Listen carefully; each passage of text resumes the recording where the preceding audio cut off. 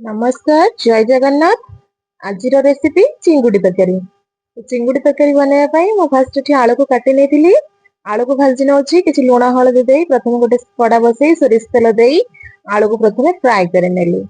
तापर आम ए चिंगुड़ी को भलसे धोई रखी धोई रखा पर लुण हलदी दे भलसे गोले मैरिनेट कर किसी समय छाड़ीदबा जमी लुण गुड़ा लुण आ हलदी अब्जर्व कर चिंगुड़ी रे। तापरे मो झीर चिंगुड़ी बहुत पसंद से फरमाइश रे घर को चिंगुड़ी आसला। एठी मु गोटे कड़ा बसई नहीं कड़ार किसी सोरिष तेल दे देछि तापरे सोरिष तेल दे एबे आमे चिंगुड़ी गुड़ को भाजी नबा।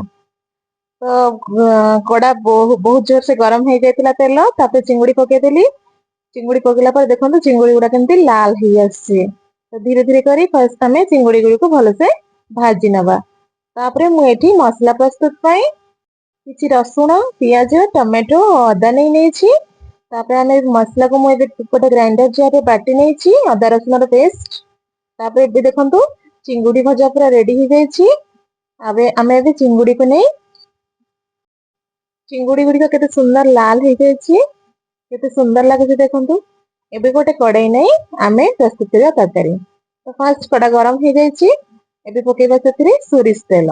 एठी मु किछि सोरिष तेल ऐड कर नेछि तापर ताको किछि समय गरम करदिया पे छाडी देछि। सोरिष तेल भले से गरम हो साला परे आमे एठी जीरा पकेबा। तापर एठी देखंतु हमर गोटे कंचा लंका गछ हेतिला से गछ रो गोटे मु कंचा लंका तोळी आनि कि से तरकारी रे पकेई देली। मते बहुत भल लागिला तो सेति पय भाबिली कैमरा रे कैप्चर कर नेबी जिंसटा। तो एठी मु लंकाटा सोरिष तेल रे देई देछि तापर आमे एबे पियाज को पके दबा। पियाज को पके भले से गोल्डन ब्राउन होबा पर्यंत ताको टिके एपट सेपट कर दबा। सॉरी मु एठी भूल गईथिली कहया पई तेल रे गोटा गरम मसला मध्ये ऐड करिछि। तो एबे मु अदा रसुण रो पेस्ट देई देली। पेस्ट देई साला परे एठी किछि हळदी गुंड देछि किछि लंका गुंड देई आमे ताको किछि समय पई एपट सेपट भले से एपट सेपट करे नबा। तो देखंतु एठी मु केमती भल से एपट सेपट ताको करूछि टिके समय पई कसी नउछि। तो किछि समय पई टिके कसी हेई साला परे आमे एठी अलगा मसला सब ऐड करिया। तो एठी किछि जीरा गुंड किछि धनिया गुंड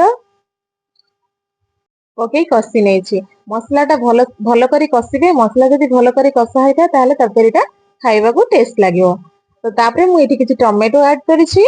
टमेटो मध्ये किछि बेसी करी टमेटो नेबे तो चिंगुड़ी तरकारी टिके बेसी टमेटो हेले भल लागे। तो सेति पय मु एठी बेसी चिंगुड़ी तरकारी टमेटो नै नेछि। टमेटो को भलो करी कस देली। एठी किछि टिके प्रत्येक तरकारी टिके चीनी ऐड कले तरकारी रो बैलेंस टा टिके ठीक रखे और टेस्ट मध्ये भलो लागे। तो तापरे मु एठी आलू को पके नेछि सेतरे आलू को पके टिके समय सेतरे एपट सेपट कर नेछि। तो आलू कसी हिसला परे मसला रे ठीक से तापरे मसला रे किछि पानी दे दबा। पानी दे ताको किछि समय पय ताको फुटिबा पय छाडी दबा। एठी देखंतु मु पानी नै देछि पानी नै देछि तापरे ताको भलो से एपट सेपट करी किछि समय पय फुटिबा पय ताको छाडी देछि।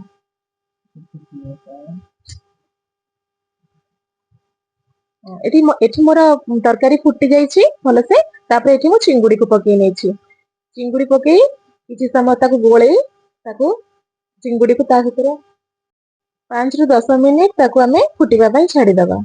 चिंगुड़ी ता भीतर भलो से फुटी गले टिके तार फ्लेवर टा बहुत भलो आसीबो। तापरे एठी चिंगुड़ी तरकारी मोर फुटी जाइछि। किछि कस्तूरी मेथी देई मु ताको एठी क्रश करी किछि कस्तूरी मेथी नै जाइछि ता भीतर ऐड करिछि। तो कस्तूरी मेथी दे किछि समय पय फुटै साला परे तापरे तापरे मु किछि एठी गरम मसला ऐड करिछि। गरम मसला ऐड करी ताको टिके समय पय फुटै नेछि। तापरे हमर बनि गला चिंगुड़ी तरकारी। ताको ढांकी दे एबे गैस रो फ्लेम को बंद कर देछि। हमर रेडी हो गला एबे चिंगुड़ी तरकारी। देखंतु केते सुंदर हेछि तरकारी। एठी मु बाढी नेछि तरकारी केते सुंदर लागुछि। यदि वीडियोटी भल लागि थाए ताले लाइक करंतु कमेंट करंतु। यदि चैनल रे नुआ अछंती ताले सब्सक्राइब करंतु। Thanks for watching.